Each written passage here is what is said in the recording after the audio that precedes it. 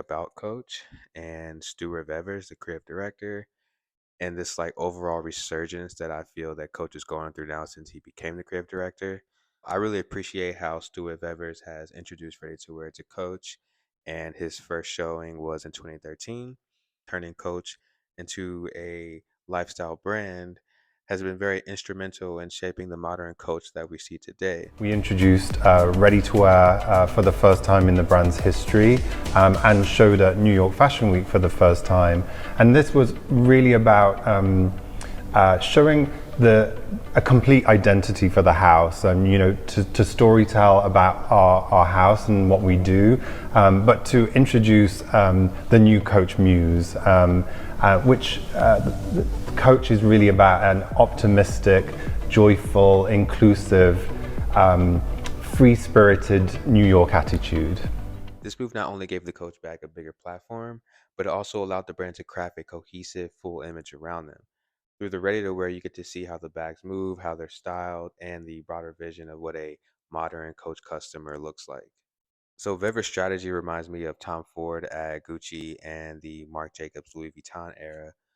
What all three of these designers have in common is that they've taken brands that are mainly focused around leather goods, introduced ready to wear to really complete the overall like customer persona, and kind of given a complete picture and fuller vision of what the brand could inspire to be.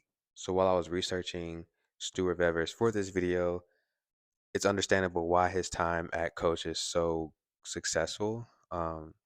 His accessory background, he worked at Calvin, he worked at Mulberry, he worked at Givenchy.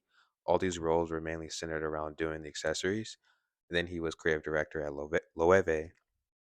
And being creative director at Loewe, you are surrounded by all these craftsmen and these ateliers that have focused on leatherworking for generations. And I can see how applying that knowledge to a brand like Coach could end up in the success that we see it in today.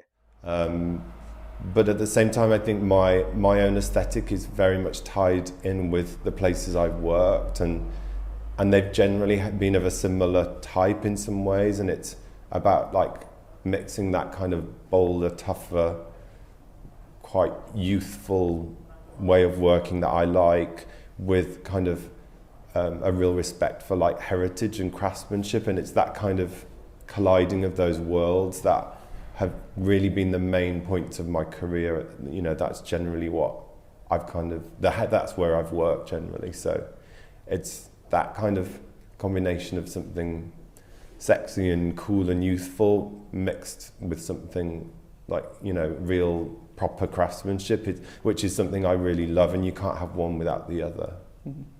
What's interesting to me is that this transformation didn't really start fully with Vevers, but there was a big decision in the 1990s and it shifted a portion of its production from the United States to China. Contrary to popular belief, this move actually improved the perceived qualities of its products, allowing the brand to maintain high craftsmanship standards while adapting to a competitive global market.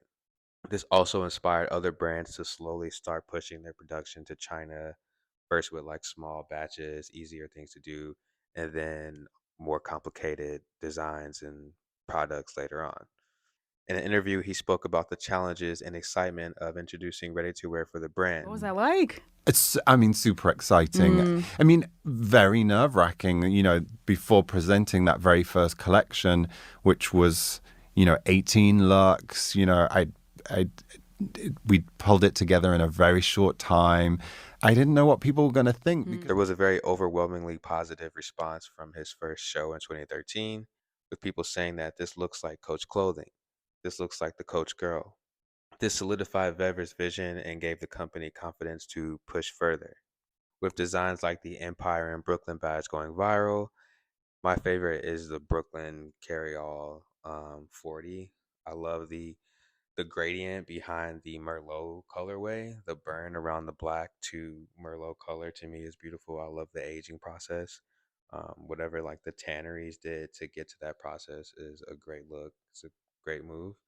I also really like the Crosby bag. It has that same type of gradient, that same kind of burnish around it, which it just makes for like a unique color for a bag. that I assume would age very well. These Coach bags have gone viral, capturing the attention of a younger trend-focused audience. I assume the oversized coin purse from the spring 2025 collection is going to do well. It's already buzzing and has gained support and like a cult following. These moments highlight Vever's ability to create not just the products, but the cultural phenomenon that connects deeply. I think Coach bags are like a part of the zeitgeist right now, especially with like inflation and the economy. Like these bags are really good quality leather and the price point isn't bad. Coach's renewed focus on younger generations through platforms like TikTok have further amplified its resurgence. Collections like Coachtopia, with their emphasis on sustainability and innovation, have found a natural audience on these platforms as well. The Coachtopia to me is like the version of heaven for Marc Jacobs. How did Coachtopia get started? Because I read a little bit about it, and I think it was inspired by your kids. I was exploring a lot of sustainability. I was really like, I felt when the kids were born, I just felt like a responsibility to do something.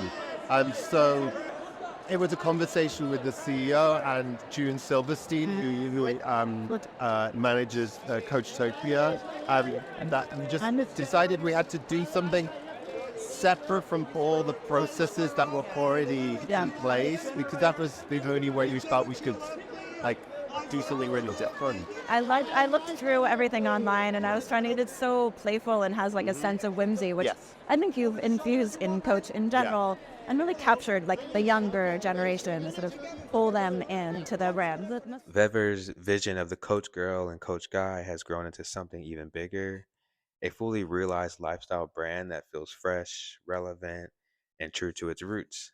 So yeah, I'm actually proud of Coach being American, and it's also funny to see the switch of like uh, Daniel S. Schiaparelli being from America going to that house, Tom going to Gucci, Marc Jacobs like going to Louis Vuitton. These Americans going to other countries, and now we have like a Brit coming to an American brand and really elevating and using these like core American style dressing components like the t-shirt, the jeans, the sweatshirt, and really elevating it, um, and pairing it with like great quality luxury goods.